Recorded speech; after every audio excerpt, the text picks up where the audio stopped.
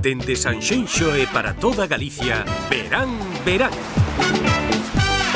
Co patrocinio de Adegas Martín Codas e Concello de Sanxenxo.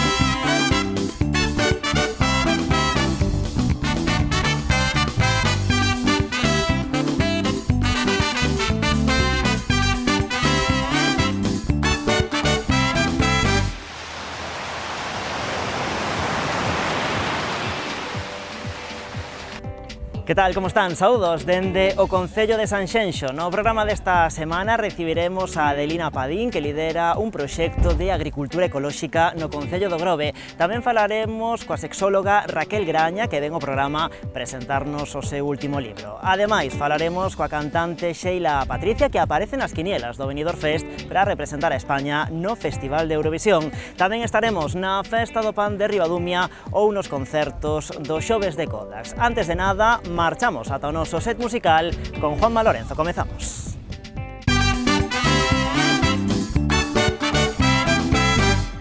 Que tal, Dani? Os convidados que temos hoxe no set musical do Verán Verán son de sobra coñecidos polos espectadores de televisión de Ferrol. Eles son Maina Materia, temos con nós a Eugenia, a súa portavoz. Que tal, Eugenia? Benvidos. Grazas, estamos ben, estamos ben. Bueno, supoño que para vos tamén é unha experiencia vir aquí ás Rías Baixas, ao canal Rías Baixas. Pois sí, non, de feito é a primeira vez que imos tocar para unha grabación dun programa, así que pois estamos contentos. Bueno, sodes 5 músicos de Ferrol e de Ortigueira. Sí. De onde xurde esta unión? Pois a unión en realidade empezou entre Lidia e mais eu, nas rúas, en concertos, porque nos gustaba a música de unha a outra e da outra a unha. Entón empezamos nolas dúas, no ano 2019 incluíse Carmen. Nese ano foi moi guai, fixemos un festival en Portugal, Terramá, estivemos no Gulliver Fest, no Bier Fest, fomos finalistas 13 Rois. Foi un verano lindo, de moito crecemento, xa tiñamos como invitados en algúns temas a César e a Fran.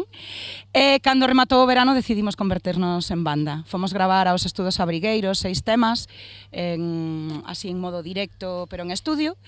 E era xaneiro do 2020, estreamos e logo veu a pandemia. Pero nada, hoxe estamos aquí, estamos vivos e seguimos facendo música. Bueno, cada artista é un mundo, por así decirlo, non? Como é a fusión dos 5 que xurde daqui? A mestura. Pois a verdade é que o EP que temos en Spotify, temos tamén a venda, se chama Fillas da Mestura. E a mestura é o que máis sai de aquí, porque o recorrido musical de cada un de nós é moi diferente. Claro que hai puntos en común, porque senón, pois claro, é máis difícil, non? Esa mestura. Bueno, e como é o vosso estilo? Buah, eso sempre é complicado. As cancións son propias, as letras son propias, agás polo momento dúas, que son poemas musicados. Entón o estilo é unha mestura tamén, porque hai ritmos galegos, pero hai ritmos caribe, pero hai ritmos de samba, como ides escoitar. Entón, pois, aí está. Incluso temos unha que nos largamos así por medio flamenqueado e estamos tan contentas. Bueno, este disco do que nos falabas agora naceu durante a pandemia. Como fixéchedes para organizarvos? Non, o disco non naceu na pandemia, en realidade foi grabado antes. Logo na pandemia o que houbo foi un parón e unha dificultade pois de traballar, de xuntarnos, de ensaiar, e logo persoalmente cada un coa súa vida pois tamén de manter, non, o tipo como fixemos todos, os que non son músicos tamén. Bueno, como está sendo a acollida deste disco?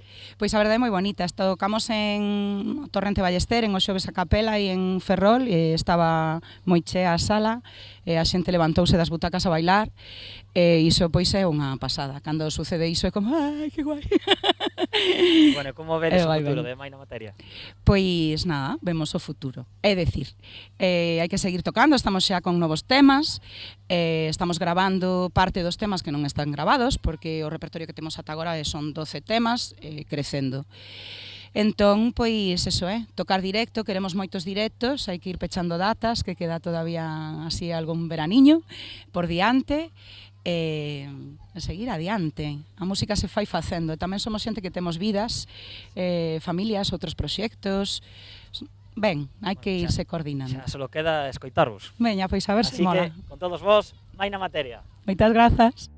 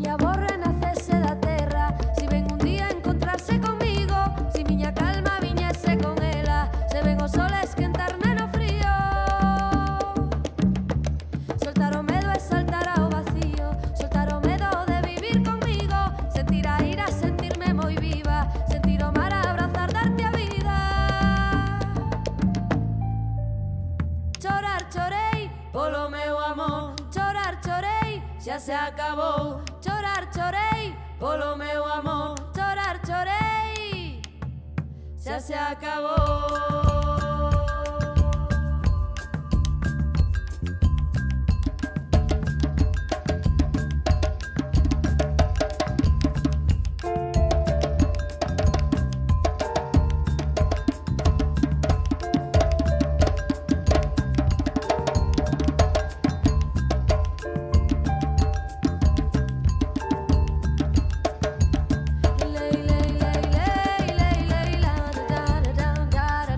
Da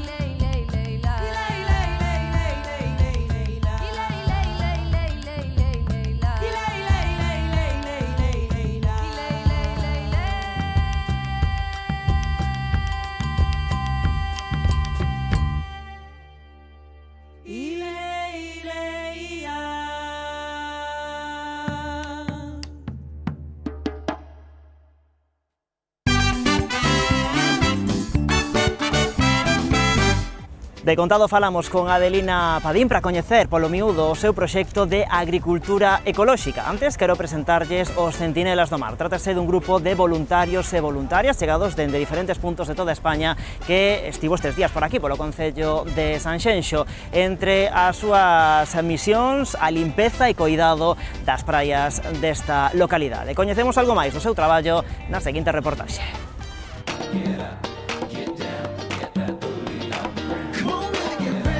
Vengo de Cáceres, Extremadura.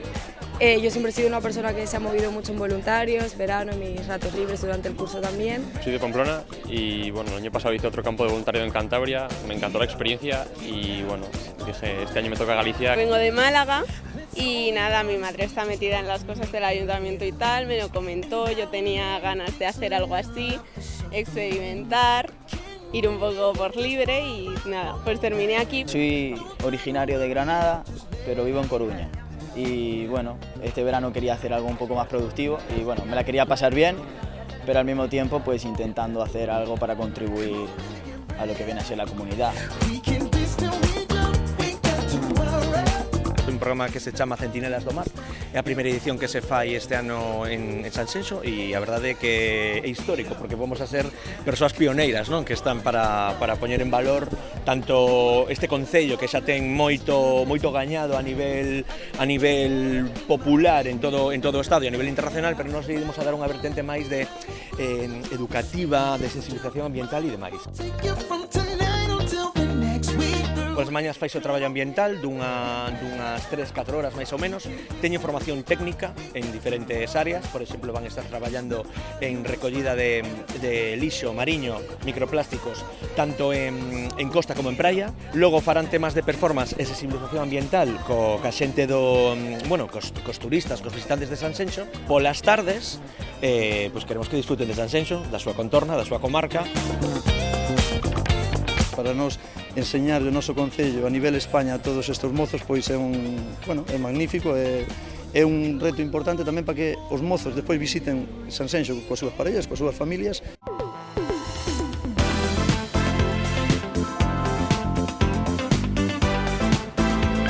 Subimos en alguna playa, se nota que hay buen sistema de recogida, de limpieza, porque lo que limpiamos fue como más microplásticos, plásticos más pequeños. Están bastante bien, la verdad, pero bueno, siempre se puede dar una limpieza, etcétera, que siempre viene bien. Súper limpias. Bueno, nosotros ahora mismo en este voluntariado estamos contribuyendo a eso mismo, a limpiar las playas y que todo sea un poquito más eco-friendly.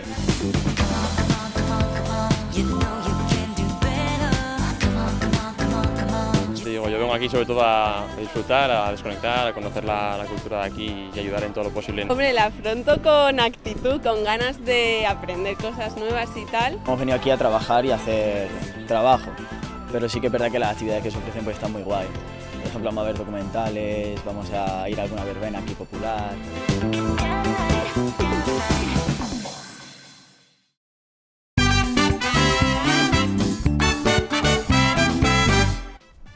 Bueno, un horto sostible e experiencial. Esa é a carta de presentación da Horta de Adelina, un proxecto que botou raíces no concello do Grove. Temos aquí a súa responsable, Adelina Padín. Que tal? Moi boas. Moi boas, Dani. Benvida ao Verán Verán. Antes de nada, queremos saber que iso da Horta de Adelina. En que consiste ese proxecto? A ver, é un proxecto moi bo no sentido de que é un pouco indo ao sistema ancestral, sin perder, exactamente, volver á permacultura, practicar a biodinámica, todos eses sistemas que son ramales da agricultura ecolóxica, con un amparo do CRAEGA de certificado, pero en permacultura e biodinámica. De contado te pregunto por eses dous conceptos que son clave nese proxecto da Horta de Adelina. Estamos a falar dunha iniciativa na que a agricultura ecolóxica é a que manda. Cales son os requisitos para poder ter, quizáis tamén a xente que nos está a ver dende a casa, para poder ter un horto ecolóxico? A ver, primeiro, conciencia. Si non hai conciencia, non hai ciencia. O que é facer agricultura son ciencias puras e duras. Entonces, que ocurre? Que se nós temos unhas normas que cumplir baixo a certificación do CRAEGA, xa eles van asesorando como, pero o que se exige máis é que estea pois un pouco aislado de os sitios onde están tratando as plantas en sistema convencional. A Horta da Adelina é unha das 3 hortas que aparecen recollidas como unha das hortas ecolóxicas na guía Repsol. Non sei se chegar ata aí, ata ese recoñecemento foi moi laborioso, se costou moito. Bueno, sí, hai que dedicarlle moitísimo, hai que ter moita pasión, dedicarlle tempo, e sobre todo saber máis que mirar, observar ben que o que pasa no suelo, sobre todo darlle a prioridade ao suelo. E logo xa ao suelo, ao ir formado de esa maneira, os produtos van collendo xa como unha particularidade, non? Con uns matices distintos. Entonces, claro, cando está traballada a terra de esa forma, en permacultura non remove o suelo. Entonces aí hai un nicho, aí xa un nicho ecológico donde o que ocurre é que xa está pois os minerales, os elementos, os micro e os macronutrientes e todo, está todo en simbiosis. Claro, para que a xente entenda un pouquiño, estamos a falar de permacultura e biodinámica. Contanos un pouquiño en que consisten estas dúas cuestións e que son a base, non, do teu proxecto e como se plasman despois sobre o terreo. A ver, cando estamos falando de permacultura, de permanecer, non? Entonces o suelo ali nunca se voltea, porque o voltear nos primeiros 15-20 centímetros está a fertilidade da terra. Entonces, cando se voltea a terra, ao volteala, os organismos que están subterráneos subímolos e morren. E os que están arriba, na superficie, enterrámolos e tamén morren. Entonces aí deixa de haber uns auxiliares moi básicos e moi importantes. Entonces, ao ser permacultura, ese suelo non se move nunca. E vai habendo aí pois toda esa fertilidade de anos e anos e anos, non? E a biodinámica, entendo que... A ver, non sei se acertaréis, será tamén aportar á terra, non, para darlle eses nutrientes ou vou desencamiñado? Bueno, desencamiñado non, porque todo vai ao unísono, non, todo vai en conjunto, pero a biodinámica quere dicir que ancestralmente se traballaba pois con eso de que a luna, non, menguante, creciente, que tanto falaban, por exemplo, o meu avó, non, que comentaba o tema das lúas, o menguante e todo iso, non? Claro, o que pasa é que sempre se levaba a cabo pa o viño. Pero eu pregúntome que pasa cos tomates, entonces, se podemos facer o mismo, e realmente funciona. Cando nos poñemos un día de fruto nos 4 elementos que hai, fuego, aire, agua, terra, e cando temos que traballar en esa planta que vamos a collerlle a raíz, se a collemos no seu propio elemento, vai haber un mellor desarrollo, vai haber unha mellor sustancia nesa zanahoria, e cando poñemos unha lechuga a buscar outro elemento, non? Entonces o fruto en fuego, entonces sí que funciona a biodinámica, totalmente. Un deses elementos, a terra é moi importante, non coñecer a terra, o tipo de terra tamén que temos na horta, para sacarlle o maior rendemento. Como se pode aprender a entender a terra e aprender cales son tamén os seus ritmos? Claro, primeiro que temos que partir da base é que a palabra terra, cando decimos a nosa terra, o noso chan, o noso suelo, son 3 componentes. Non é a palabra, está un género xa máis generalizado, a palabra terra, pero é area, arcilla e cal. Eses tres elementos minerales o que fan é a composición de terra. Entón, nós si temos un tipo de suelo, mirándolle si ten máis ou menos arcilla, máis ou menos area, verdad? Bueno, pois entonces ese suelo pode ser máis ou menos compacto. Entonces teríamos que traballalo, porque as raíces se necesitan un suelo máis soltiño. Claro, e volvemos ao que decíamos antes, que moitas veces tamén os maiores decían este terreno é moi arcilloso, este terreno é moi arenoso, non? É dicir, aí xa estaba, non? Na sabedoría popular eses coñecementos, non? Exactamente, cando sean terra moi vivas, Eso é verdad que é así. Entonces, que pasa? Que o noso suelo, o tipo de suelo pode variar moito de nós ao norte ou ao sur. Entonces o tipo de suelo é diferente, por eso en moitos sitios os cultivos son diferentes, porque non sería factible, non, o sea, non sería un bo resultado que se puxeran no sur grelos de Santiago. Claro. Por eso aquí se dan tan ben, porque é o tipo de suelo, non? Claro. E pois temos o pH, tamén é moi importante, non? Tamén na horta da Adelina pos en práctica a asociación de cultivos, non esas plantas sí. que unhas tiran das outras e permiten loitar contra pragas, por exemplo, non? É moi importante tamén iso dentro da agricultura ecolóxica. Básico, eso é básico, sí, porque resulta que xa hai unha frase feita moi ancestral, que el que a buen árbol se arrima, a buena sombra le cobija, non? Sí. Bueno, entonces aí está o detalle. Si poñemos dúas plantas que unha ten un repelente, a outra non prospera. Entonces, hai que pensar que as plantas polas raíces exudan sustancias.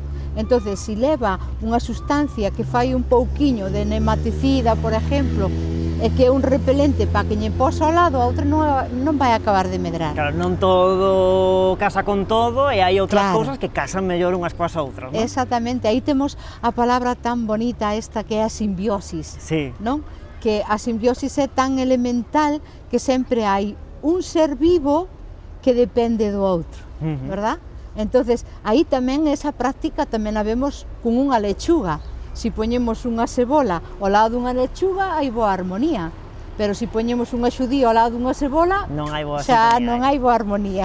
Tamén é importante a cuestión do clima, coñecer como é o noso clima, o que ti comentabas agora, non é o mesmo plantar certo produto aquí en Sanxenxo que, por exemplo, na Mariña de Lugo, pero claro, con todo este tempo revolto que tivemos agora neste verán, supoño que tamén nas hortas a plantación se resentiu, non? Totalmente, notase moitísimo porque hai que proteger moitísimo mal o suelo. Antes o mellor podíamos ter no que é un julio e un agosto, podíamos ter o suelo con moito máis humedad, que houbera en superficie, había, por exemplo, máis corrientes subterráneas, había unha humedad certa que baixabas abaixo. É moi importante meter a man na terra e sentir como late a terra. Se está moi seca ou está moi húmeda. Este ano notaseñe que eu xa levo uns anos desindo, por activa e por pasiva. Que a cousa non iba ben, non? A terra algo ten, a terra estáse lamentando, a terra estáse queixando. Algo lle pasa á terra, pero a terra nese contexto que acabo de falar, de eses componentes que forman o suelo do túa horta, non? O chan. Entonces aí xa se notaba, pero este ano está a gritos a terra. Está moi mal, porque se ve que ven como, é como se a calor viñera, pero non do sol, senón das entrañas do globo terráqueo. É increíble. Eu noto algo moi, unhas queimaduras moi raras nas plantas, hai a queimadura do sol, mas hai a queimadura lunar, non? Entonces, cando ti ves que aquel homo tierniño, podes pensar, pois é unha queimadura lunar ou é pois un día de unha corriente que pasou de xiada ou mar frío, menos frío, non, é que aí algo está pasando. Dende logo un tema que hai que reflexionar e que temos que estar moi pendentes. Na horta da Adelina temos aquí unha pequena mostra, non, da túa colleita, collida agora mesmo antes de vir aquí o verán. Tes de todo un pouco, non? Tes aí, bueno, unha riqueza moi grande nun espazo que tampouco é excesivamente grande, non? Bueno, bueno, para traballar chegalle ben, non? Sí, o que pasa que eu como non fago monocultivo, claro, como fago asociación de cultivo, donde o mellor en un sistema convencional e monocultivo poñen unha finca toda de remolachas ou de zanahorias ou de verdura, eu asocio. Entonces, mentre se fai unha cosecha en un cultivo convencional, eu mellor teño 3 no mesmo sitio, no mesmo lugar. Hai unha mostra, por exemplo, non, pois estes froitos e tamén está... Isto é unha asociación para unha ensalada. Cas flores tamén e todo? Sí, as flores son comestibles totalmente, son moi ricas, teñen moito mucílago e moito mel. E logo temos un sortido de plantiñas variadas silvestres, vale? Que esas plantiñas son silvestres, entonces temos os frutos rojos para darlle tamén un toque. Entonces aí sale unha ensalada, pero golosa, non? Porque cos frutos vermellos... categoría, nada pode superar eso, nada. Mira, nada pode superar isto, tampouco nada pode superar os teus produtos e mostra diso que interesan na alta cociña ademais de proximidade aquí da nosa contorna, non? Sí, eso é o que intentamos, precisamente aquí o que é en Sanxenxo, teño ao Hotel do Mar, teño a Pepe Solla, teño a Javier Olleros, teño a Meloxeira, teño a Pandemillo, teño personas que a hora de elaborar os seus produtos, os seus platos, non buscan pois eso, unhas texturas, uns matices, uns sabores fuertes, e todo eso se logra pois cultivando como eu cultivo.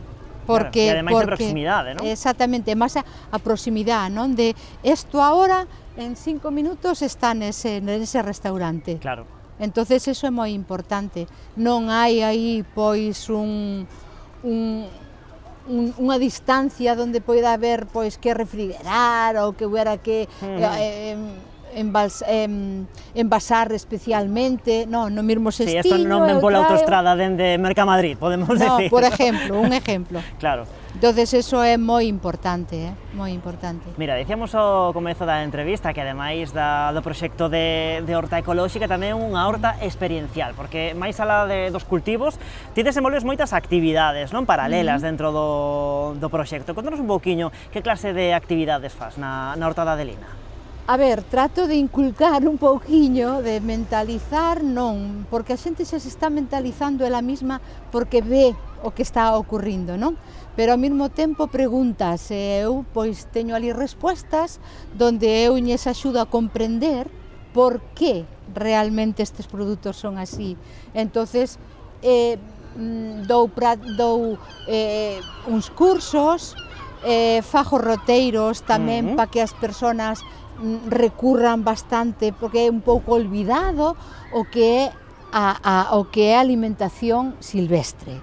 Claro. Porque todas as plantas que temos nos huertos saliron de aí, todas. Sí. Aí nos huertos temos as domesticadas, pero cando son en silvestre, aí é o que dixo eu, que aí está a despensa do mundo.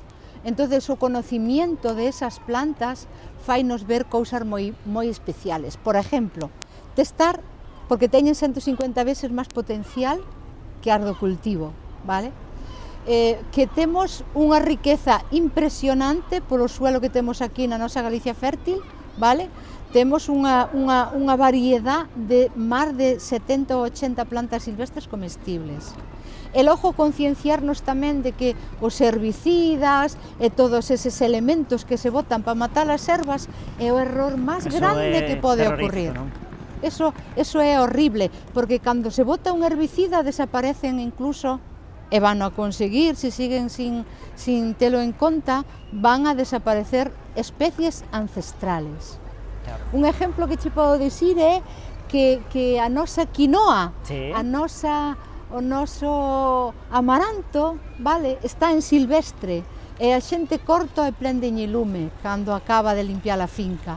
E aí, despois, vamos a unha estantería dun supermercado a buscar unha bolsa de quinoa e outra de amaranto que ven da outra parte do mundo. Esas contradicións que facemos, non, a sociedade actual, que realmente é do que se trata, non? De aprender, de coñecer o que temos na nosa contorna, un bo sitio onde podemos ir tomando boa nota, por exemplo, desas actividades que impulsas, deses cursos, desas charlas, e a través das túas redes sociais, onde vas aí pendurando toda a información, e ademais, supoño que moitos espectadores din a min é que a voz de Adelina quéreme sonar porque é así como moi familiar, estás aí durante xa uns cantos aniños aí na sintonía da Radio Galega cos compañeros do Pensando en Ti, respondendo as preguntas dos oíntes que unha tras outra e non paran de facerche preguntas. Non para. Demóstrase, polo tanto, que interesa, non? Que todo isto co que ti traballas interesa e moito, non? A moitos de nós. Sí, me sinto moi orgullosa de ver como a xente, porque xa levo, vai pa 11 anos que estou aí, e de madrugada, e a xente, pois mira, no momento en que se fixo o programa, fixose tamén pensando nas persoas insomnes, que non son capaces de dormir, persoas que incluso coa edad, pois ao ter que deixar de cultivar, os seus sentimentos cambiaron. Entonces, darlle pois esa oportunidade no sentido de decir, pois eu cando cultivaba poñía desta maneira, ou non, Adelina, mira, o que estás dicindo non é así, que tal, ou pois eu facería, o sea, eso é moi bonito. Adelina, mira, tiño un problema con esta planta que lle fajo, para utilizar produtos naturales. Claro. A xente está un pouquiño xa cansada de ir a buscar produtos de síntesis e utilizalos e despois ingerilos, porque o conto non é botalos ali, é que poden perdurar nos suelos dos nosos cultivos hasta 20 e 30 anos, e aí os están e a planta comeo, e cando ti comes a planta tamén o volves a comer, non? O sea, entonces as persoas o que necesitan son respuestas ás súas preguntas, ás súas dudas, está moi ben. Pois mira, como eu tamén preciso respostas ás miñas preguntas, comentaba antes o das miñas leitúas que non se me acaban de dar moi alá, vamos a aproveitar que imos marchar á publicidade e fago aí un par de consultas sobre o meu intento de horto urbano. Foi un placer, Adelina, recibirte. O placer foi meu. Oxe, aquí no Verán, quédanos, pois brindar, aparte con este fermoso bodegón que nos trouxeches hoxe. Se te parece, brindamos con Martín Kodax. Salud. Pola horta da Adelina. Salud. Graciñas.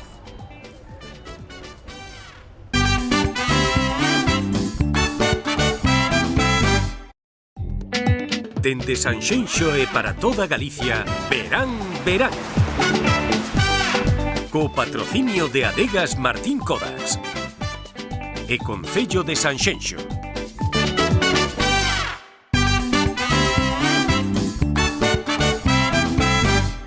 Aquí estamos de volta no Verán. Imos agora coa nosa axenda de lecer con algunhas das principais citas pros vindeiros días. Comezamos coas paisaxes sonoras do Barbanza. Sueño que huele a ti, pensaba que era para mí, podría decirte que no fue así, engañarme mientras te veo reír, juré que yo nunca te iba a mentir, siento haberme comportado. O ciclo de concertos que impulsa a Mancomunidade Barbanza-Arousa regresa aos 4 concellos desta comarca entre os días 25 e 28 deste mes de agosto. O pistoletazo de saída vai no dar Alice Wonder, a quen estamos a ver cunha actuación na Pobra. Por Ribeira estará Alba Reche, en Boiro actuarán David Salvado e Cibran Seixo, e o ciclo pecharase en Rianxo cun concerto de Los Saxos del Averno. Ademais, o formato inclúe degustación de tapas e viño. As entradas xa están á venda. Si te miro a los ojos me veo en mí. Salgo a encontrarme, a cruzarme con alguien, a dejar de existir, a emborracharme, a luchar con gigantes, para dejar de mentir. Salgo a encontrarte, pero cruzo con alguien y me dejo partir. Quiero contarte. Do Barbanza marchamos agora cara a Poio coa Armadiña Rock.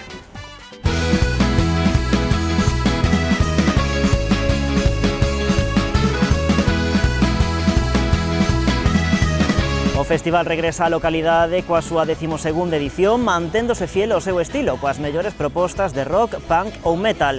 O festival arranca o venres 26 de agosto con grupos como Desacato, o Cadelo Lunático ou a Banda do Patio. O día seguinte, máis música con Reincidentes, Brais das Hortas, Sofía Gavana ou estes que estamos a ver, La Quinquillada, entre outros moitos. O domingo 28, concerto de fin de festival con Xeira Patricia, que precisamente vai nos acompañar hoxe aquí no Verán dentro duns minutos no noso set de entrevistas.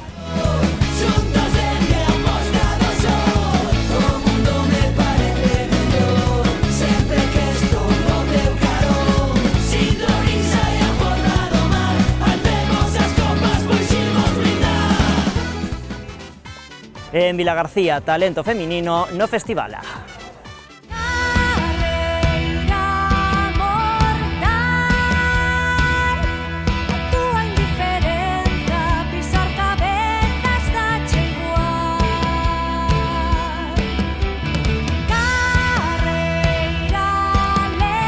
O festival dedicado ao feminismo arrancará este 20 de agosto coa inauguración da mostra Festivala Saúde Mental na Praza de Galicia de Vilagarcía. No apartado musical, o evento contará con varias xornadas destacadas. A primeira delas, o día 26, con Cadeiota, la Yaya DJ ou Señora DJ, a quen entrevistamos xa nesta tempada do Verán Verán.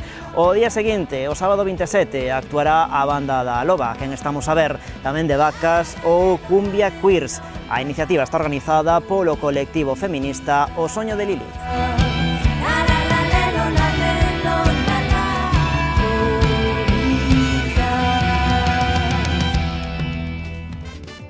E marchamos agora ata Ribadumia, a localidade de Vivío Grande, a súa 19ª edición da Festa do Pan. Houbo de todo, postos para a venda de produtos, actividades para a rapazada, os concursos de catas de empanadas e repostería, e tamén moita música, e como non, a tradicional moenda nos muiños de Batán. Ademais, como non podía ser de outro xeito, tamén un equipo de Canal Rías Baixas.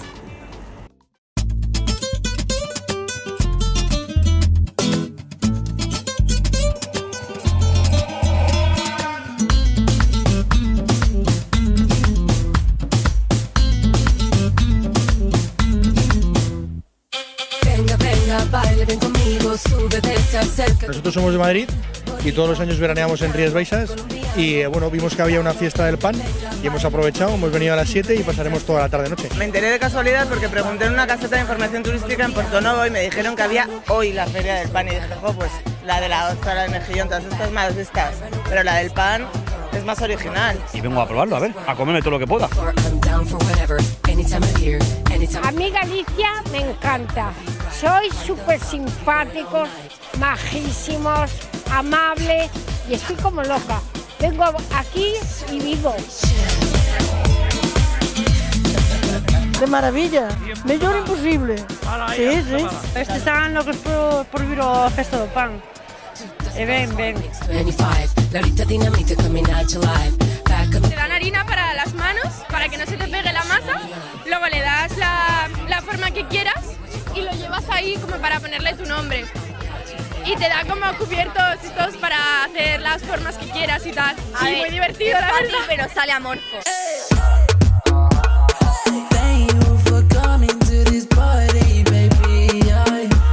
La empanada, de todas las que probé, bueno, tanto yo como los que estábamos, nos decantamos por la de pulpo. Pero bueno, las otras, bueno, para hacerlas en casa y todo eso, bien, bastante bien. Ahora, para mí los postres, una tarta de queso de arándanos también, muy buena. Esa estaba muy rica, muy fresquita, muy rica. Es gente que las hace en su casa, claro, porque se ven que son artesanas hechas en casa. Entonces, pues bueno, pero yo lo vi muy bien, pero bueno, los postres, es que yo soy muy lambona. Hay pan de mezcla, hay pan de centeno, hay pan de trigo, hay pan de manteca, hay bolas de pan, hay barras, hay pan de millo. Tiñamos con pasas, pero se acabou. Temos con chourizo, sin nada, despois empanada de millo, empanadas de trigo varias, e despois dulces, rosquillas, hai magdalenas, hai bica, hai tarta de mazán.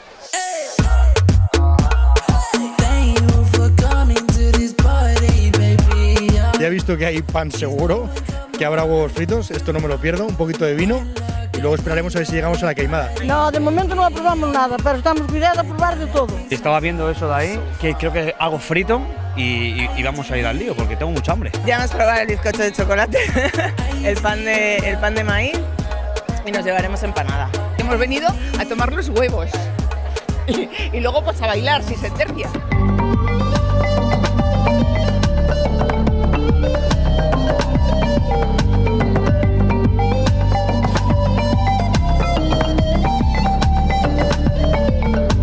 Ahora saímos para os muiños do Batán para ver precisamente, para ver como se moía, para ver como se amasaba, para ver como se cocía e despois voltaremos aquí outra vez a Carballeira de Ribadumia para poder seguir disfrutando da festa.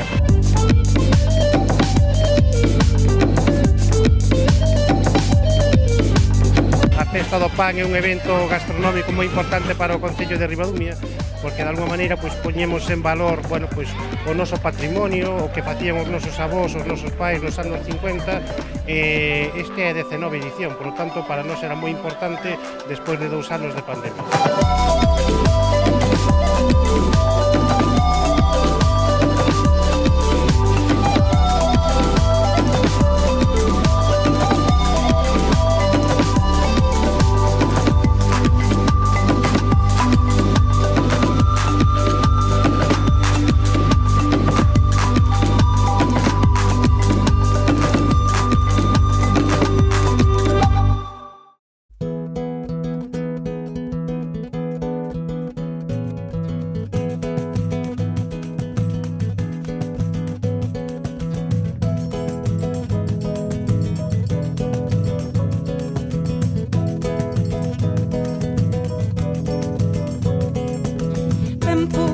Passava e levando a dor e o sorriso dos beijos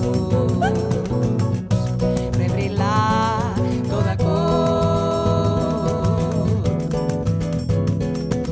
Vento que soprava e trouxendo amor e a saudade do peito vai mudando em calor.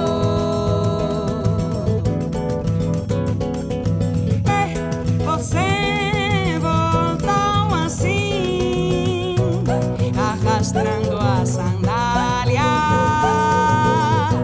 iluminando a praia. E eu não queria deixar de bailar.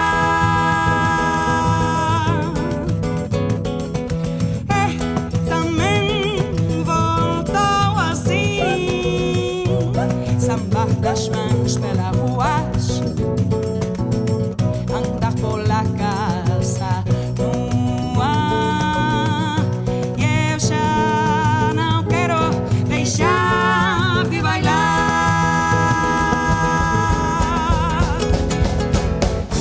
E voltei a sentir o belo impulso de artista. E voltei a voar, voar no meio da pista, voar no meio da pista, voar no meio.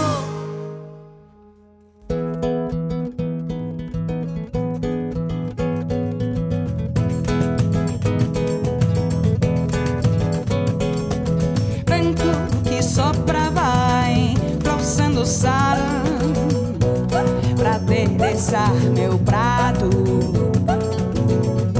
e ser mais a cantar. Tempo que passa fazendo tic-tac vai marcando meu ritmo dos pessoas caminhar.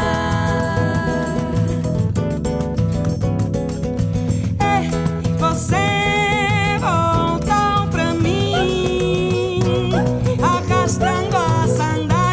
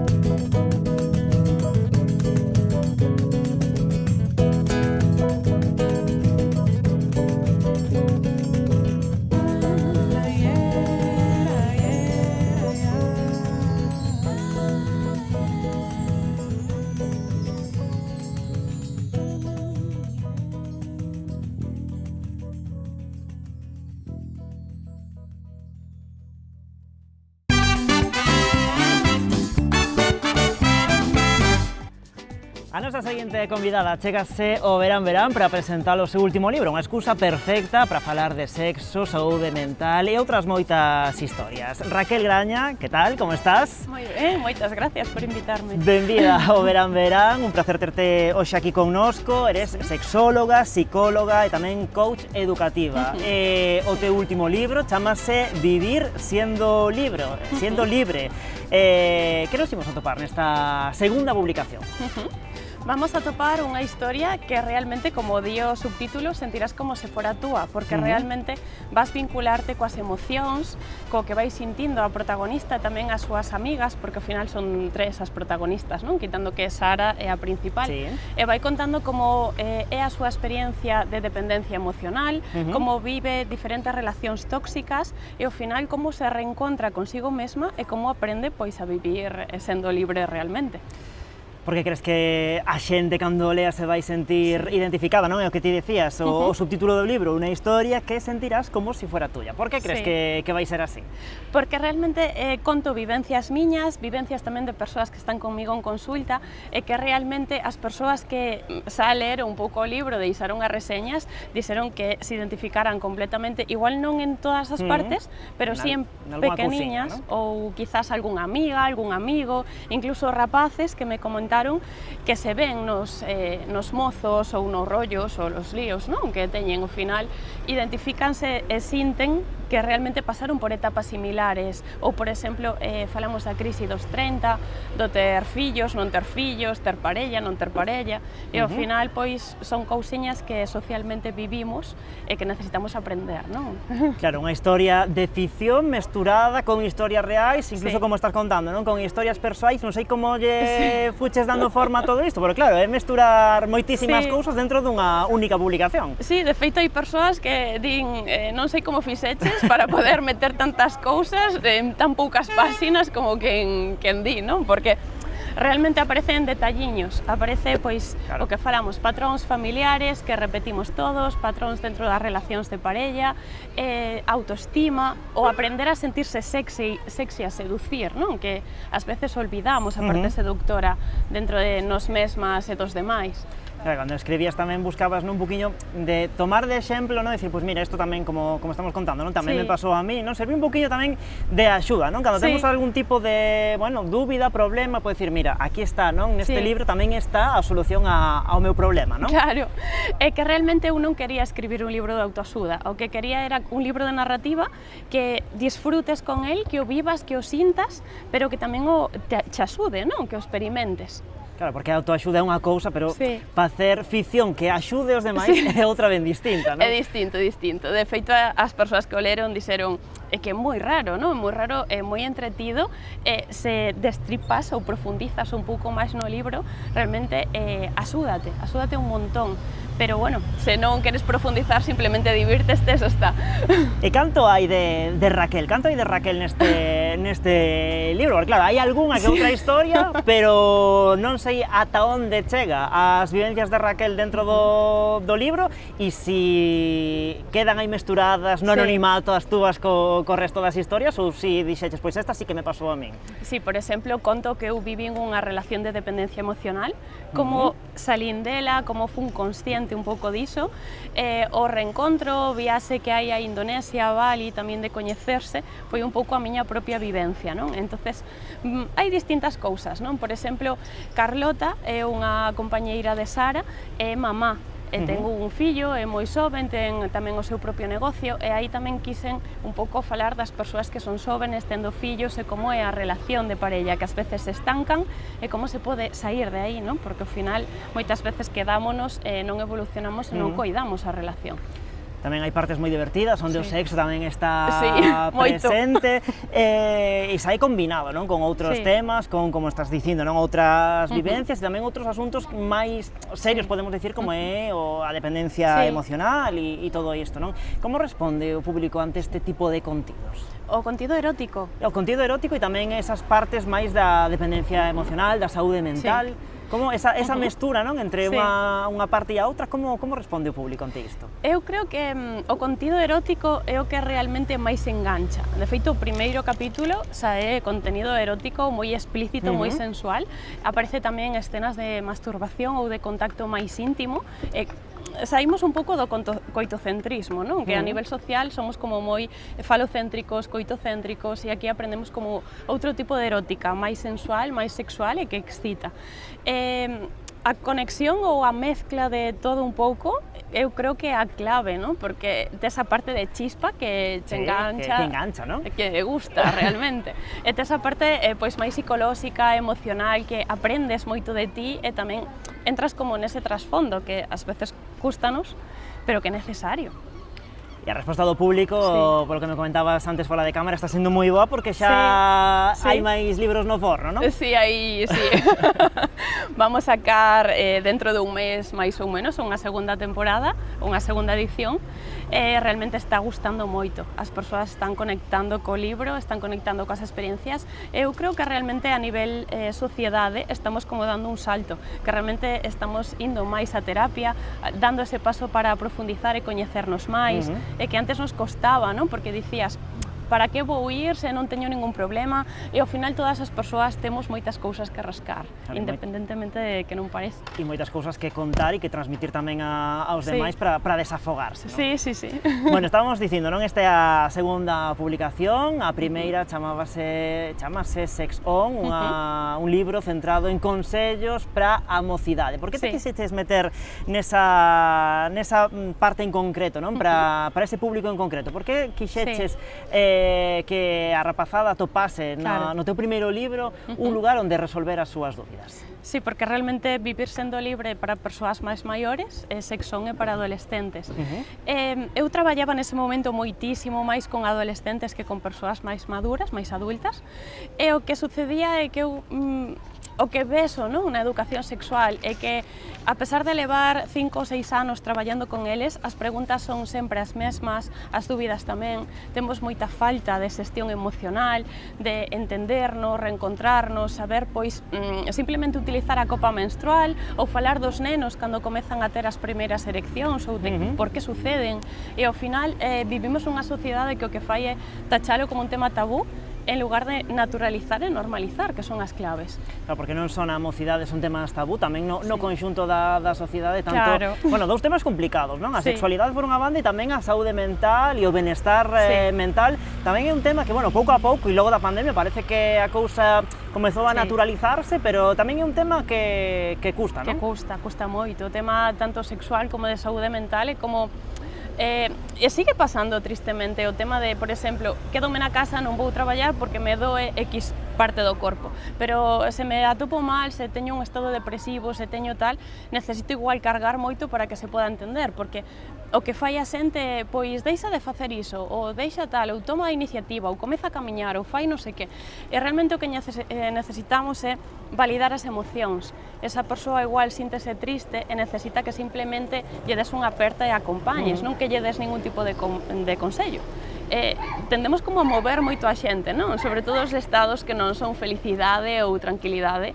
Unha cousa que é moi importante é que durante moitos anos venderonnos o sentir felicidade, non? Que todos deberíamos sentir felicidade continuamente. Eso é imposible, porque é un estado emotivo moi elevado, e o que necesitamos é o estado emotivo de calma, de paz, que realmente é o límite, non? Entre os estados altos e os estados baixos. Deberíamos máis fomentar isto con meditación, relaxación, conexión corporal. Estamos aí, máis que a busca da felicidade, que parece que é algo utópico, non? Conseguir o benestar se cadra, non? Claro. Ese é o camiño, non? Sí. Como se vincula, se que este vínculo a saúde mental, o benestar emocional co sexo, coa sexualidade? Cal é o vínculo, se que o ten? Porque non sei, igual a xente non asocia estes conceptos, pero sí que están asociados, non? Claro, porque realmente ti non podes ter ningún tipo de encontro sexual ou erótico sen que non haxa unha conexión. Que moitas persoas din, non, eu teño sexo físico por ter e sen máis, pero realmente sempre hai unha conexión emocional, sempre hai unha comunicación, sempre hai un tipo de conexión. Entonces isto é importante. Igual que dentro das relacións de parella, moitas parellas deixan de ter relacións sexuais porque sempre fan o mesmo, sempre fan sota cabalo rei e chega a un punto que se cansan ou din es que sempre vai acabar así, sempre vai suceder isto, sempre non sei que. Entón, ao final, deixamos de conectar, que o importante da relación é a conexión, non? O sentir a pel. O órgano máis grande do corpo é a pel, e o que necesitamos, pois, fomentar máis. Por exemplo, un exercicio que é moi básico é acariciar a man. Acariciar a man cos 5 sentidos, sentindo, cerrando os ollos e simplemente conectando. Facelo con un mesmo ou coa parella. E axuda moito. É como unha sensibilidade distinta a que estamos acostumados, porque realmente tocamos e non percibimos, vamos un pouco como modo automático, non sentimos. Bueno, máis alá de escribir xa 2 libros aí no mercado, tes tamén a túa consulta a tope, moitísima xente que se interesa e que busca respostas nos teus coñecementos. Contame un pouquiño cal é o perfil da xente que acude a túa consulta e cales son, se cadra, as preguntas ou os temas máis habituais que saen aí á palestra? Pois o perfil máis habitual son mulleres, entre os 30 e os 47, máis ou menos. Os homes custalles un pouco máis, aí estamos, pero tamén teño, pero custalles. Pouco, non? Sí. Parellas tamén veñen, normalmente terminan en proceso individual para non facelo conxunto, porque ao final moitas veces o que fan é como loitar entre eles e buscante de mediador, non? Entonces o mellor sempre... Como se fose terapia de parella, que non sería o caso, non? Claro, pero o mellor sempre é que cada un teña o seu propio proceso por si mesmo e despois que vayan poñendo cousas en común. Sería o máis saudable, realmente, máis que a terapia de parella que chocan máis, é máis desgastante entre eles, é máis complexa. Os temas principais é coñecerse, tema de autoestima, hai moito problema do orgasmo tamén por falta de conexión, é como que as persoas necesitan controlar todo, están tanto na mente que olvídanse do corpo, do sentir, das sensacións, e ese quizá é o problema principal, non? Igual que as persoas que entran en bucle de pensamento, damos moita importancia á mente, ao ego, e non conectamos interiormente, nin con nós, nin cos demais. Supoño que tamén parte dos problemas virán polas falacias que se xeran en torno ao porno, non? Con tantas, bueno, cousas que realmente na realidade non se parecen moito ao que se poden ver. Moitas cuestións van por ese camiño tamén, non? Sí, porque realmente pensamos que o sexo é facer o conesiño, non? Como estar aí todo o rato. E realmente non ten nada que ver con iso, é o que nos ensina o porno, que é como soamente xenitais, soamente penetración, soamente orgasmos, e ao final hai moita máis vida, máis aló diso, e por iso moitas persoas receitan este tipo de contacto, porque ao final é demasiado, non? É demasiado abrumador nun sentido e non se está coidando as sensacións que se van tendo. E o tema do porno que sucede é que causa eyaculación precoz, falta de sensibilidade tamén, logo despois tense relacións con outra persoa e custa moito sentir a pel porque estimulaste con uns estímulos tan grandes ou tan elevados que no día a día non vas a topar, que é moi complicado. Moitas cousas, moita información que nos estás dando agora mesmo. Podemos tamén consultar nas túas redes sociais, tanto na túa canle de YouTube como en Instagram, onde tamén estás aí a topísimo. Íntimas conexiones, chamase. Contanos un pouquiño como se che deu por ir facendo estas publicacións nas que, bueno, cada certa periodicidade vas aí aportando novos contidos, nova información, consellos de interese. Como naceu todo iso? Pois, mira, escribía para un periódico pequeniño en Coruña, un dos primeiros artículos que escribín, así voluntariamente porque me apetecía, foi sobre bullying, e o segundo xa foi sobre sexo. En ese momento, algo fixo un pouco clic na miña cabeza e dixen, quero estudiar algo que me valide poder facer isto, foi cando acabei no máster de sexoloxía, e despois o que fixen foi, xa no primeiro ano, acabando o primeiro ano do máster, que son 2 anos, comecei con íntimas conexiones. Comecei coa web, era un principio un blog, pero o meu mentor dicíame continuamente, Raquel, o futuro son os vídeos, Raquel, que faz, que o futuro que che ves... Claro, que os blogs estiveron moi de moda no seu momento, pero bueno, todo vai avanzando, aparte no mundo da internet, moi rápido, non? Todo vai evolucionando, ao final. Están disponibles, queres podes velos, os primeiros vídeos na canle de YouTube son, tiña o pelo vermello por aquí... Temos un pasado. E aparte, poñíame roja, sudaba, pasaba o super mal realmente. Tiña como un guión con todo absolutamente escrito e ao final, agora mesmo, falo coa cámara como se fora unha persoa e un aprendizaxe, non?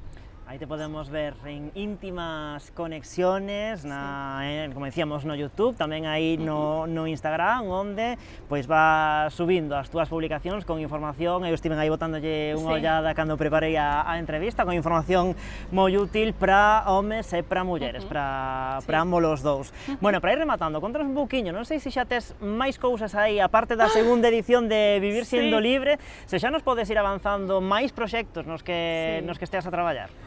Hai algún que é segredo que non podo desvelar ata setembro, outubro, pero... Agarraremos ata daquel entón. Sí, acabamos de gravar un programa, chamase Non o chames amor, que é de sexo. Vai ser moi interesante, aínda non temos fecha, pero vai cambiar un pouco as cousiñas, non, que fai falta. Pois estaremos pendentes a Non o chames amor, próximamente na TVG estaremos pendentes a ese novo programa e tamén, como dicíamos, as túas redes sociais e tamén pois as vindeiras publicacións que vayan xurdindo. Foi un placer compartir contigo, Raquel, estes minutos. Imos marchar, nada, un ratiño a publicidade, de contado estamos de volta aquí no Verán Verán. Réstanos brindar, se te parece, con Martín Kodax. Moitísimas grazas por vir ao programa. Moitas gracias a ti.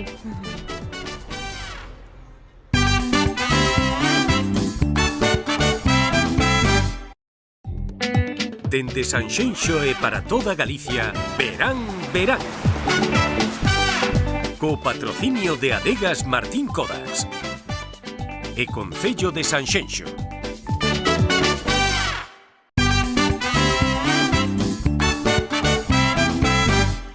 Xa estamos de volta no Verán Verán, imos agora con nosa sección Planeta Rías Baixas, porque xa saben, aquí temos un mundo de cousas que amosarlles. Hoxe imos ata Cambados, o muiño de Mareas da Seca, que celebra neste 2022 os seus 400 anos de vida. A nosa guía local é Noelia Aragunde.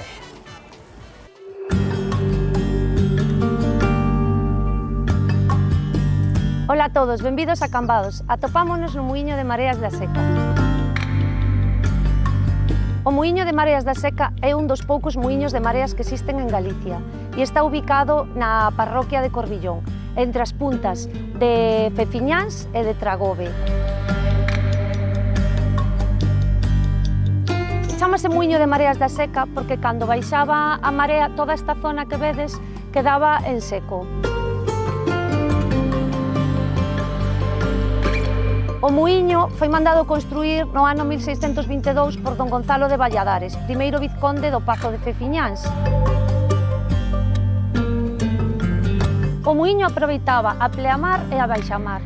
Unha vez que subía a marea, a forza da auga e a presión abatía as comportas da presa e propiciaba que a auga se quedase estancada nesta zona.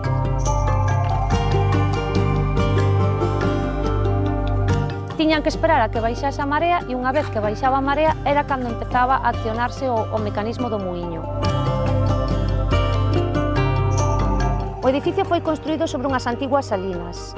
A parte de ser muiño, era a vivenda do muiñeiro e o edificio constaba de 4 plantas. A planta de abaixo, que era onde estaba o sistema de rotación, a primeira planta, que era onde estaban as moas, na segunda planta, que estaba destinado á vivenda, e na terceira planta, que estaba o fallado.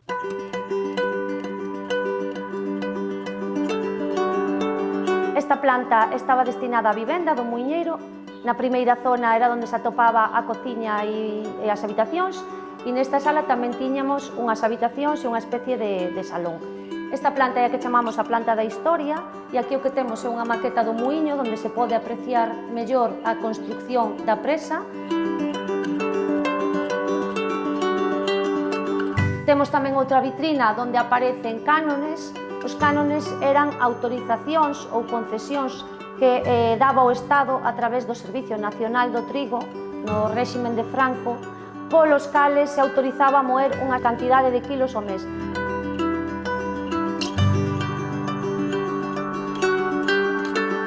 Esta é a planta de abaixo, é a planta que estaba destinada á moenda, é onde están o que son as moas. O muiño constaba en total de 4 moas, Nesta sala hai 2 moas e noutra sala outras 2 moas.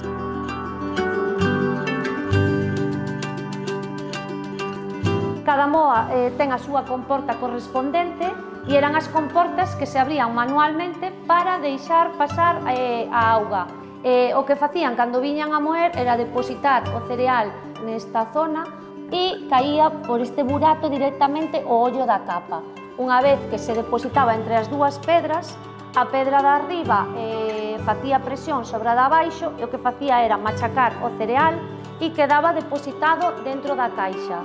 Unha vez que acababa este proceso, o que facían era baixar a comporta rapidamente para aproveitar todo o máximo posible a marea.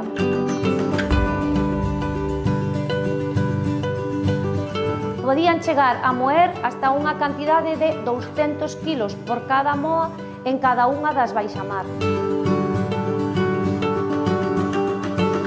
Como era un dos poucos muiños que existían na zona, viñan a moer tanto labradores daqui da comarca do Salnés como do outro lado da ría.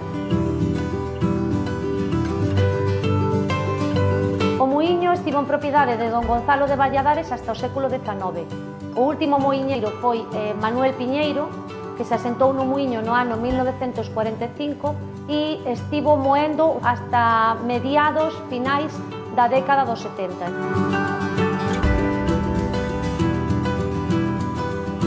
Foi rehabilitado posteriormente e transformado en museo e foi aberto ao público no ano 2002.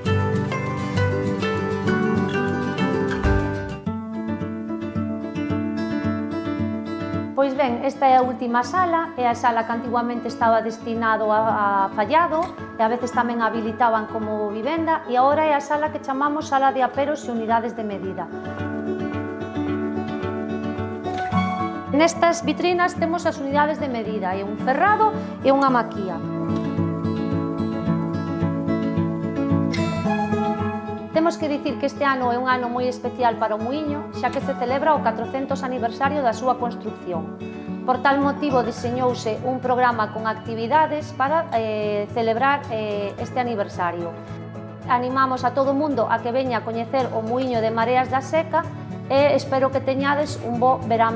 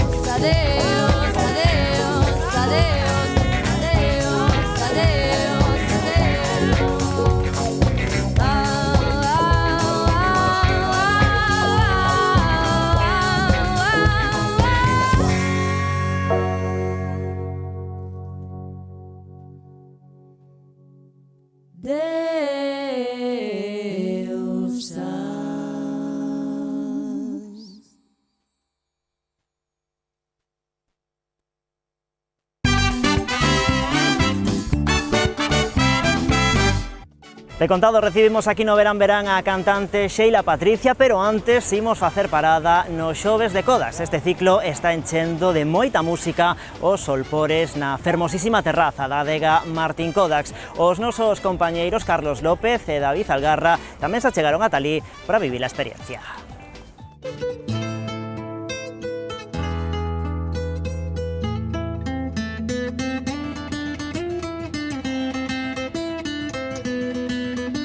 Música, viño e unhas vistas impresionantes. Así son os xoves de Codax.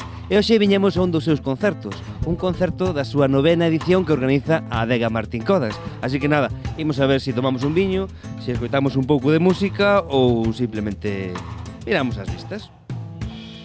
Ay, qué bonito es volar a las 11 de la noche. Como está sendo este ano? Está siendo pues un festejo realmente, está siendo una celebración y estamos encantadísimos, primero de haber retomado los shows después de 2 años sin poder hacerlo y después de cómo está reaccionando la gente, las ganas, los momentos que se viven aquí, la diversión, el buen rollo que hay, cómo todo el mundo está participando de la fiesta, o sea que realmente encantadísimos. ¿Por qué funcionan tan bien los jueves de Codax?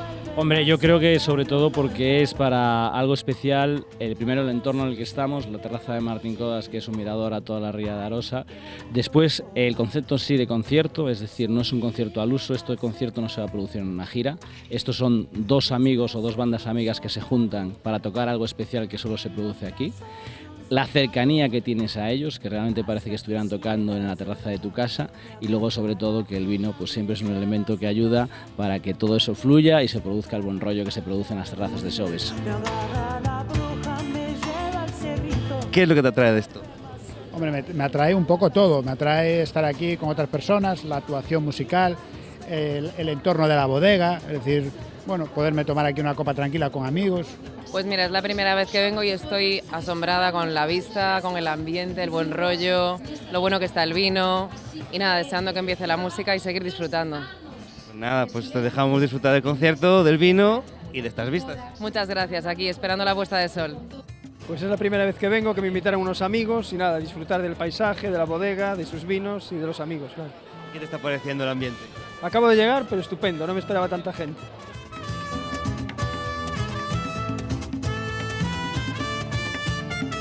Es un placer, la verdad, no conocía la bodega y es un paraje increíble, fue llegar, ver este comienzo de atardecer y estamos deseando que empiece el concierto, empezar a tocar, además está lleno, va a haber una convocatoria impresionante, así que con muchísimas ganas.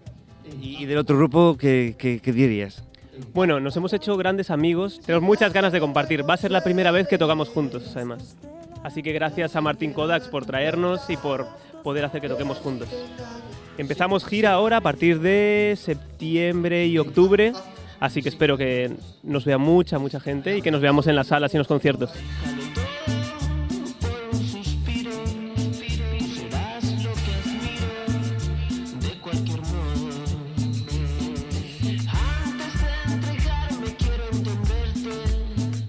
¿Qué tal la experiencia aquí? ¿Qué os parece? Pues es hermoso, ¿no? Hermosa vista, los viñedos, el vino delicioso. Es nuestra segunda vez en las bodegas Martín Codax. Hemos repetido con muchas ganas. Estamos haciendo un concierto con Pablo Lesuit y estamos como invitados en el concierto de cada quien. Nosotros vamos a cantar y tocar en sus canciones y también él en las nuestras. Y hasta han venido mi familia a visitar, se va a armar bien bonito esta noche. Y para quien no te conoce, ¿qué destacaríais de vuestra música? Nuestra música es como una fusión, canto en inglés y en español y fusionamos como melodías y maneras de hacer música del mundo anglo con la española, con latina. Creo que le ha costado, justo está hablando con una pareja que dice que queremos contar a nuestros amigos cómo es su música, pero la verdad es que no sabemos cómo decirle. Y yo tampoco sé decirle, pero tienes que escucharnos. Jenny and the Mexicans, para que bailan y para que sienten.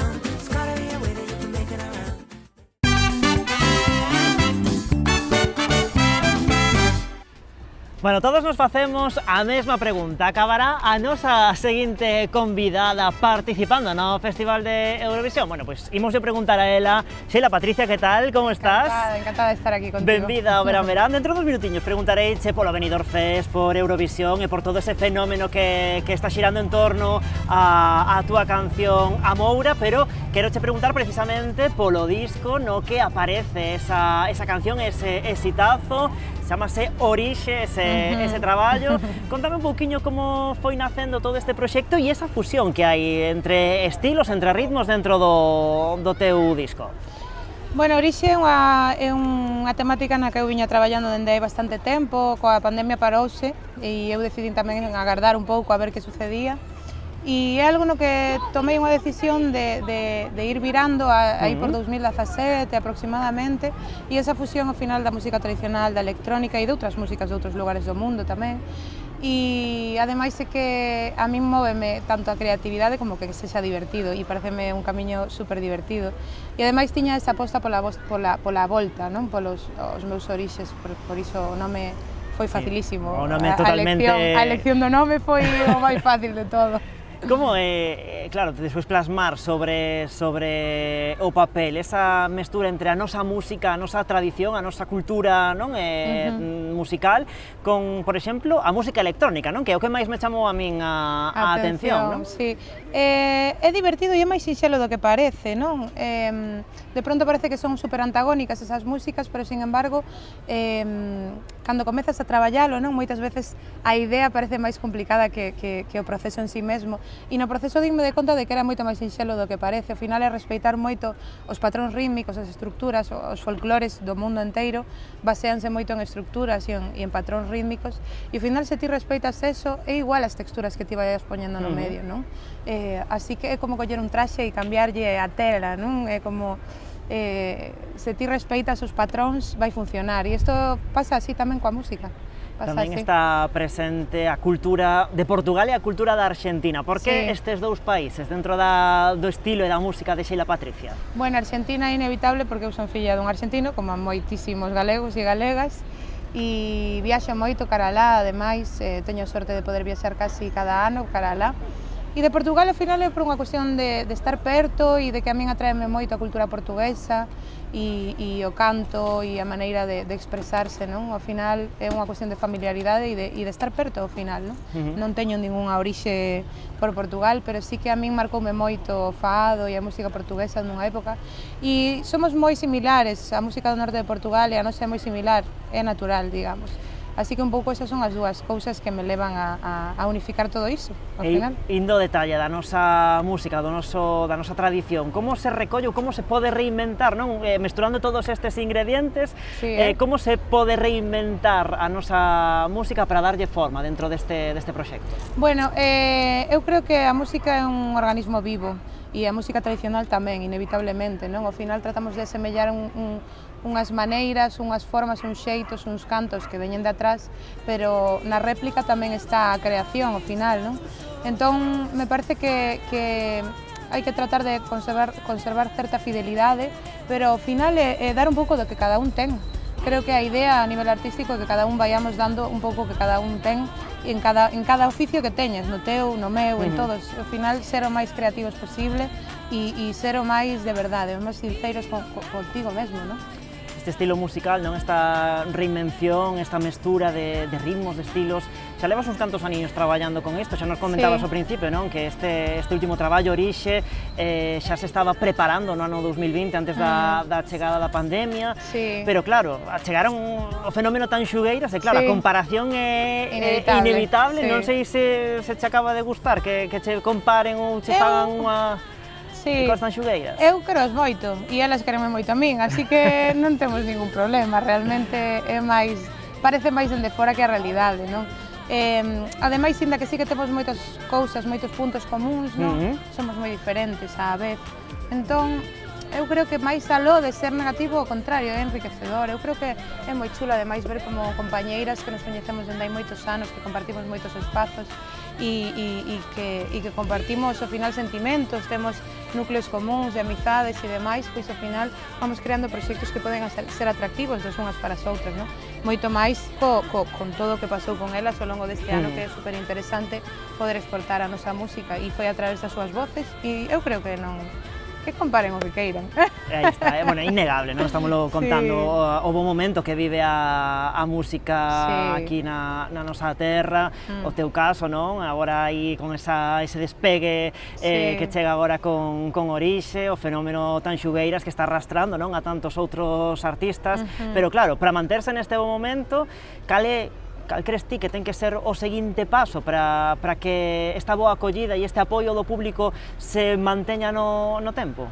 Eu penso que hai cousas que son retos que son complicados e que moitas veces non ocorren, pero hai moitos outros que teñen que ver co bo facer, non? Eu creo que cun bo facer pois hai cousas que permanecerán, outras disolveránse, pero hai como pequenos pasos que se van avanzando que poden quedar, digamos, se non hai unha forza oposta moi potente, eu creo que poden quedar. Entón, creo que un bo facer, facendo as cousas ben feitas, con cariño e tratando de ser amables, non? De levar discursos nos que outra xente que non nos comprende tan ben poida comprendernos, ao final vai ser unha cuestión de elección. O público ten a última palabra. Falamos aí un anaquiño, non, dese temazo da Moura que está recollido nese CD Orixe. Non sei se, claro, con todo que está arrasando esta canción, ese fenómeno que está xurdindo en torno a Moura, ese videoclip que é unha pasada de videoclip, non sei se crees que a túa carreira chegou por fin a ese punto de inflexión, a ese momento de despegue onde xa non hai retorno, non? Non sei, ti sabes que os artistas e as artistas somos moi ambiciosos.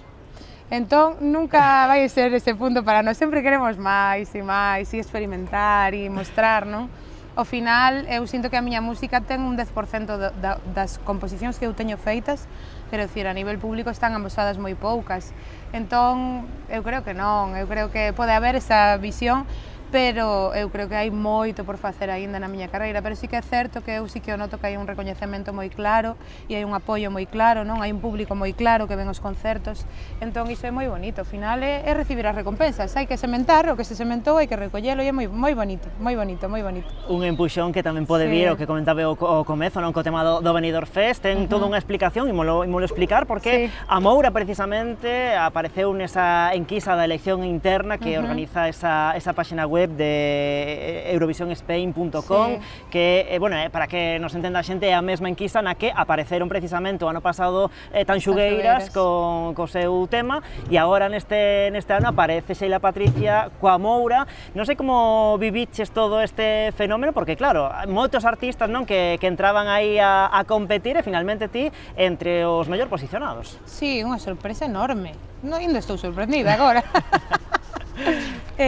Ademais, iso pasa de maneira orgánica e nós os artistas simplemente enterámonos despois, quero dicir, non hai un postulado noso previo nin nada, simplemente sucede a nivel interno e pareceme, para min é unha honra, sinceramente, porque ao final ter unha música en galego, unha música que compuxen eu, ademais non é unha música tradicional, a letra sí, pero a música é miña, unha cousa que sae do máis íntimo ao final, que teña esa dimensión é maravilloso e que poida estar ao lado de pedazo de artistas. Estaban Rosalía, estaba María José Llergo. Sí, temos tamén a La Pegatina, Izal, Zetangana, non? Que tanto se fala agora del, e no medio Sheila Patricia. Claro, no medio estou aí, que é un pouco unha irrealidade, non? Pero sí que é certo que estás aí e de pronto dis, bueno, dache moitas ganas de facer cousas, como que che dá unha sensación de que hai posibilidades de que a túa música, aínda que sexa música feita aquí, hemos feito música en galego, pode traspasar moitas fronteiras, que ao final era o que nos viña dicir as Tanxugueiras, non, tamén.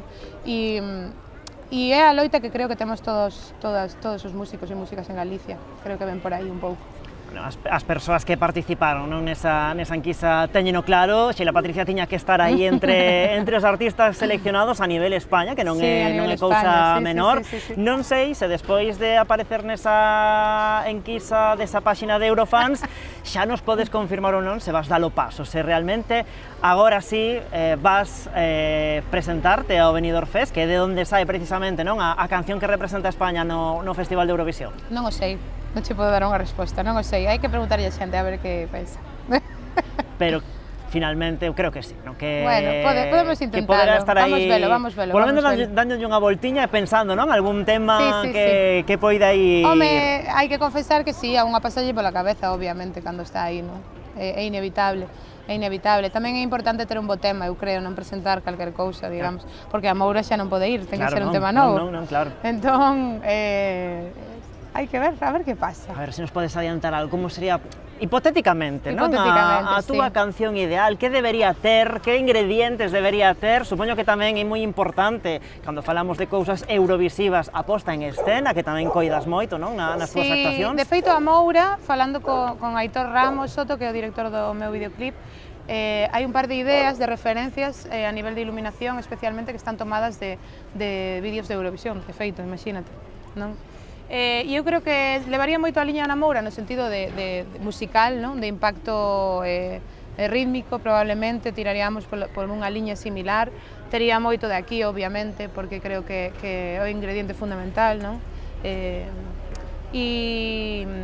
habría que deixarse un pouco levar, a ver que pasa, porque as tendencias musicais que veñen neste ano tamén creo que son interesantes, non? Botarlles un ollo e observar, pero ao final sería como unha proposta nesta liña da Moura, eu creo, que iría por aí, onde poida bailar tamén, que a mí me encanta bailar, non? Eu creo que, ademais, pásame eso, que por primeira vez puiden aunar as dúas cousas que eu fago na miña vida, que é a danza e a música, eu creo que intentaríamos eso. Claro, ademais, no Festival de Eurovisión, últimamente parece que todo un pouco imprevisible, porque non parece que aqueles temazos máis clásicos eurovisivos que se sabía decir encaixan ou non, non? Demos aí, pois, por exemplo, te iba a decir, Salvador Sobral, non? Con esa canción tan lenta, tan tranquila, este ano, non? O representante do Reino Unido, que, bueno, quedou de segundo, lóxicamente, gañou Ucraína, pero, bueno, por outras cuestións, tamén unha canción diferente, despois Chanel, aí, é dicir, os estilos son moi variados e todo está aberto, non? Neste sentido en Eurovisión, non sei como crees que encaixaría unha proposta túa para todo o continente, como verían os europeos? Eu non quero ser pretenciosa, pero eu creo que teño unha música que se pode escoitar en calquer lado. E eu creo que a miña proposta artística creo que pode escoitarse en calquer lado, así que creo que podría ser ben recibida. Non sei como sería a nivel de votos, eso xa sabemos que é moi incerto, non? Portugal nos daría os 12 puntos. A ver, sí, claro, Portugal. E digo eu, sería tamén, como no caso de Tanxugueiras, unha proposta en galego, ou eso non o tes? Por suposto, sí, eso teño clarísimo, sería unha proposta en galego, sí. Sí, por que non? Bueno, que sí que se demostrou, non, precisamente, non, en todo o estado a aceptación que tivo esa proposta en galego e que a nosa música, o que ti dicías aí agora un intre, non, que abre fronteiras, que vémolo, por exemplo, coa xira de Tanxugueiras, por insistir no mesmo exemplo, que está percorrendo todas as provincias de España. Sí, maravilloso. Eu creo que existe esa posibilidade. A mí tamén me están xurdindo oportunidades a nivel nacional e europeo, non, internacional, e con outras cousas que van xurdindo polo medio, non? E si, eu creo que pode ser, sabes que ten este tipo de cousas que son imprevisibles completamente, entón hai que xogar as cartas. Hai que vivir o momento, porque ao mellor xogas pensando que tes unha mala baza e ganas, non? Gañar non é unha cuestión, non é importante en realidade. O importante é o show, eu creo. Pois estaremos atentos a como vas poñendo as túas cartas en riba da mesa e desexando verte, por suposto, entre os seleccionados do Benidorm Fest. Ademais de todo iso, que tamén che vai traer unha proxección enorme, non quería deixar pasar de longo os teus concertos, as actuacións que estás tendo pola nosa contorna, o máis recente, ademais xogando na casa, en Redondela, vai a éxito e que boa acollida, non? Dos teus veciños e das túas veciñas. Moi boa acollida, ademais eu entereime a posteriori, que non o sabía eu, porque non estaba informada, de que había cousas en toda a contorna. Estaba cheo de cousas, de orquestras, de outros concertos e todo eso, e había unha praza da Casa da Torre chea, e a verdade é que é unha honra, de pronto chegar aí e ver iso cheo, xente super entregada, maravilloso. É o que queremos, non? Despois desta pandemia, de estar na casa, eu sinto-me moi feliz e moi afortunada, tanto do meu público, da xente nova que aparece e da equipa que teño. É maravilloso, porque eu traballo dende a independencia totalmente, ademais.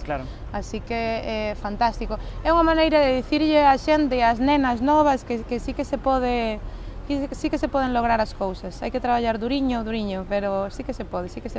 Bueno, víamolo na nosa axenda, na axenda do Verán, que dentro duns días vas a estar tamén no Armadiña Rock, aquí en Combarro.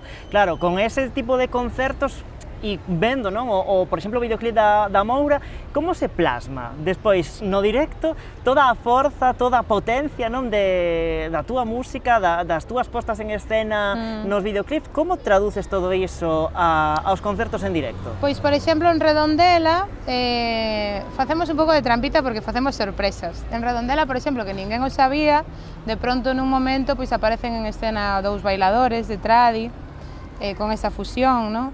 E de pronto, pois na Moura xustamente empezan a aparecer bailarinas de todos os lados entre o público, empezan a bailar, hai unha aposta tamén a nivel visual moi interesante e vamos experimentando un pouco concerto a concerto porque temos a virtude en Galicia de que temos uns escenarios moi diversos, pois o mesmo podes estar ao lado do mar como aquí, como podes estar nun casco antigo, como de pronto podes estar nun macro escenario, como podes estar ao lado dun carretillo, non?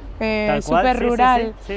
Entón, a mí pareceme, eu, dende a miña perspectiva, trato de explotar a creatividade nese sentido e de facer un pouco concertos únicos. Eu creo que a característica dos meus concertos sempre foi e continúa sendo que cada concerto é como diferente.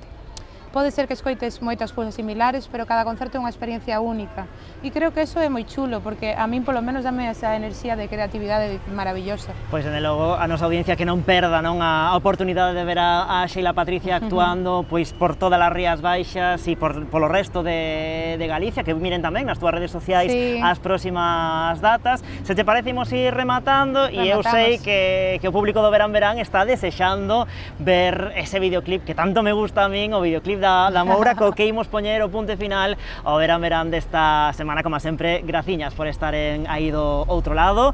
Nos, Sheila Patricia, quédanos brindar, que é o ritual o que máis me gusta do Verán Verán, brindar con Martín Kodax. Un placer. Saúde. Graciñas.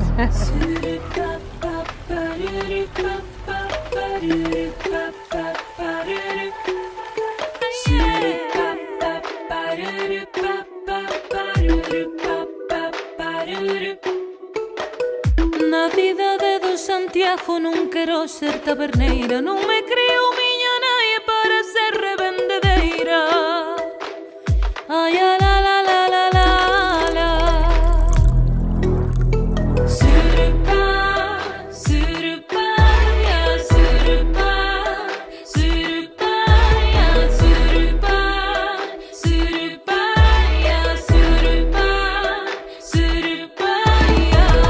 Quero che que eu ben che quero, pero non de corazón, é solo por pasar o tempo que para outra cousa non é.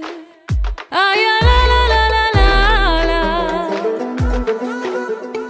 Polo mar abaixo vai, polo mar de Redondela, polo mar abaixo vai, que no corazón me leva. Pasei pola túa porta, pedín cheuga e non me deches, sen pasando pola miña farei como ti fixeches. Ai, la la la la la la. Alumea, me alumea, estreliña da fortuna. Alumea, me alumea, mentres que non ven a lúa.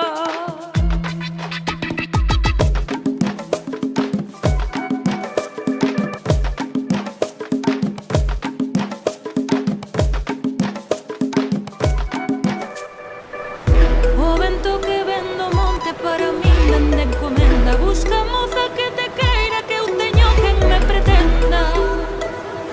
Ai, la la la la la la. Polo mar abaixo vai, polo mar de Redondela, polo mar abaixo vai, que no corazón me leva. Polo mar abaixo vai, polo mar de Redondela, polo mar abaixo vai, que no corazón